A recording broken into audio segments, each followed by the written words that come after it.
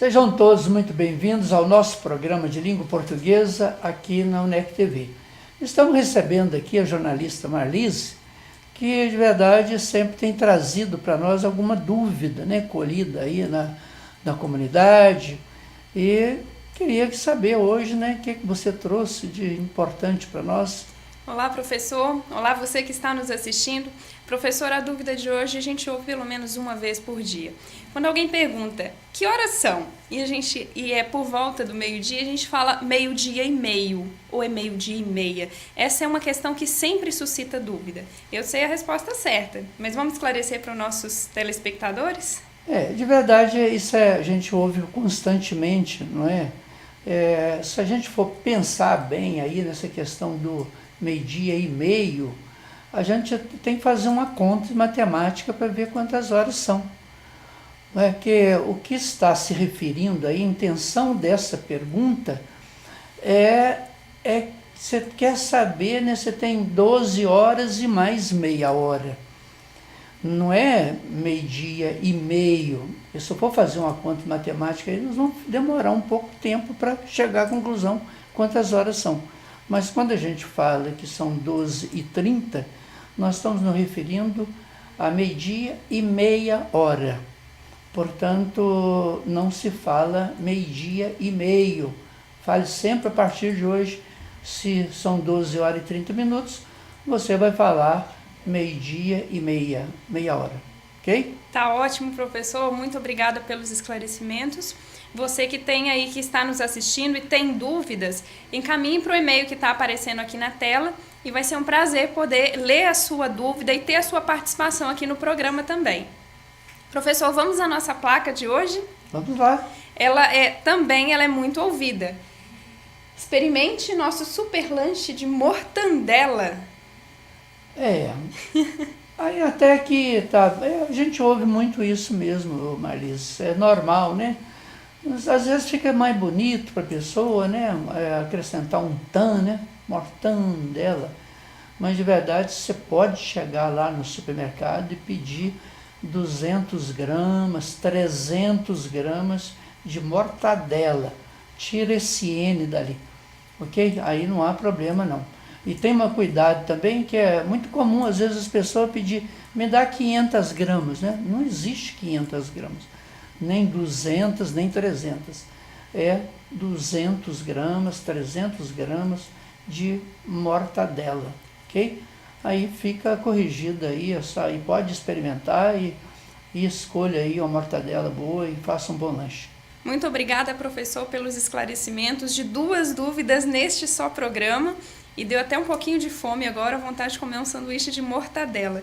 E você que está nos assistindo pode participar enviando a sua dúvida aqui para esse endereço que aparece na tela. Eu que agradeço aí a sua participação e que bom, né, que você traga sempre essas dúvidas. E nós estamos daqui a pouquinho iniciando o nosso segundo bloco deste programa e nos aguarde que daqui a pouquinho estaremos aí recebendo a professora Cláudia Cardoso.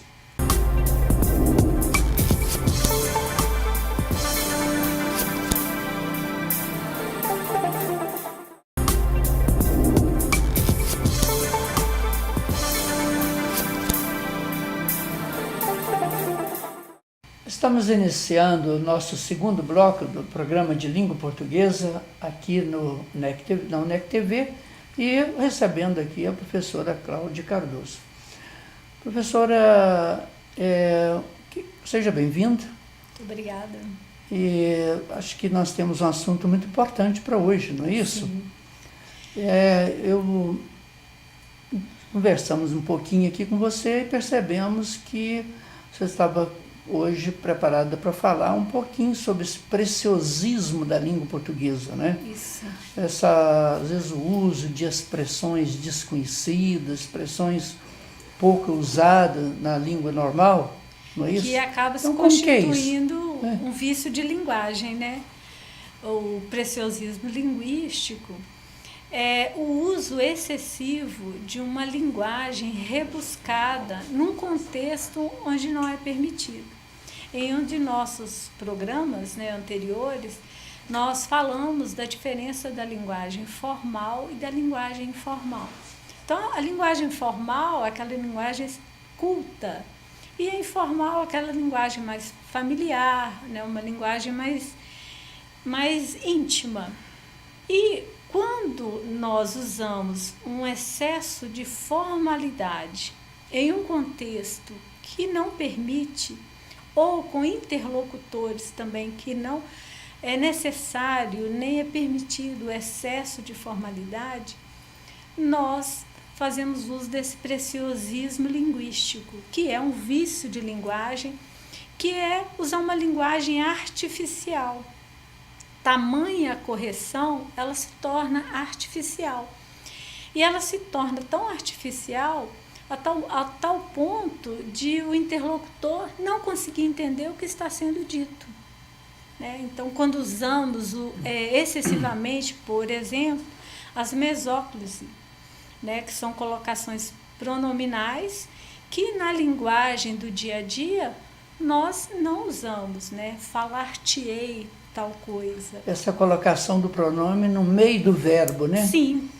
Ela não é bem-vinda numa linguagem do dia a dia, porque caímos no preciosismo linguístico. Então, assim, você despertou uma dúvida.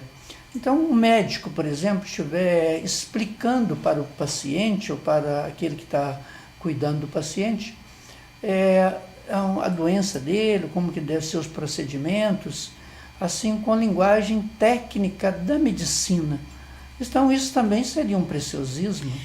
Se for usado uma linguagem extremamente científica, né, com um paciente que não tem o mesmo conhecimento, podemos sim considerar como preciosismo linguístico, né, porque não haverá esse entendimento entre interlocutores. Esse excesso, essa linguagem rebuscada, podemos sim considerar como um preciosismo linguístico. Então, se houver algum médico que faça isso, ele tem que deixar isso aí para uma palestra, para um encontro lá entre eles, não é isso? Sim, que falam a mesma linguagem. Da mesma forma, um advogado, não é? Começar lá a fazer a sua defesa só com expressões latinas, né? Como que o júri vai saber depois, né? Sim. Porque são poucas as pessoas que conhecem o latim, não é verdade? Sim, é o famoso, né, o popular falar difícil, fulano fala difícil.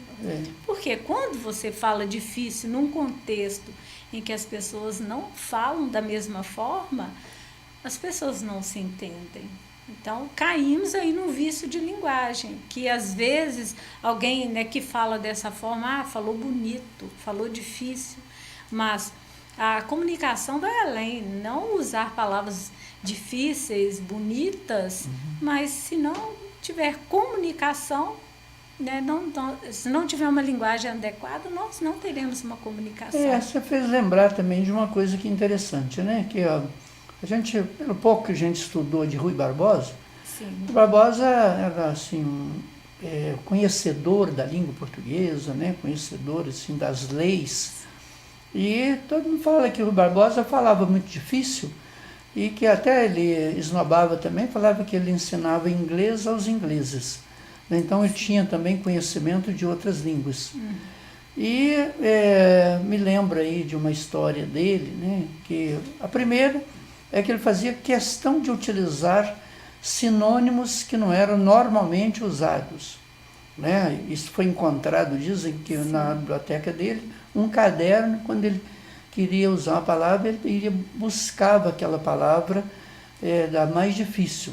Né? Por exemplo, ele falava que a terra esmarrida, né? Que é aquela terra infértil, aquela terra que não produz. Né? Claro que se a gente for lá na zona rural falar que essa terra aqui é esmarrida, né? Vamos ter que traduzir. E a outra história dele é aquela também do ladrão de galinha, né? Que entrou ao quintal dele. Então ele começa a dizer assim para o ladrão, né? Pegou o ladrão e falou para ele, apontando o dedo para ele: como ousas transpor os umbrais aporânicos de minha residência? Se o fazes por necessidade, transijo, se não, partir-te-ei com a minha bengala metafórica. Quer dizer, Acho que o ladrão não tinha nada mais a dizer para ele, a não ser perguntar, eu levo ou não levo as galinhas, não é isso? Perfeito. Então, Não é? houve comunicação, né? Então é um preciosismo, É né? um exemplo clássico do preciosismo linguístico, né? Ele usou uma série de vocábulos difíceis, né? Fez uma combinação rebuscada, mas não conseguiu comunicar, né? Deixou o ladrão em dúvida se levava ou não, se podia ou não levar as galinhas, né? Portanto, o Rui Barbosa é um exemplo clássico aí do preciosismo linguístico. Apesar de todo o conhecimento, fazia uso, digamos, no momento inadequado, com interlocutores também inadequados, né? Quer dizer que o preciosismo, então, é isso, né? É você falar de uma linguagem rebuscada, né, para uma pessoa que não tem conhecimento dela, não Ou é? num contexto, num contexto, né, que não permite. É você usar uma linguagem excessivamente formal num contexto excessivamente informal. Comparando aqui, fazendo uma comparação metafórica, é alguém ir à praia de terno e gravata, não é isso? Sim, sem né? dúvida. Quer dizer, Ninguém tá no vai lugar entender, errado, né? ninguém vai É, entender isso nada, é. né? É isso mesmo. Pois é, nós agradecemos aí pela participação, né, pela apresentação. Muito obrigado e até o nosso próximo programa, se Deus assim nos permitir. E a você que nos acompanha, aguardamos também para o nosso próximo programa. Um abraço e até lá.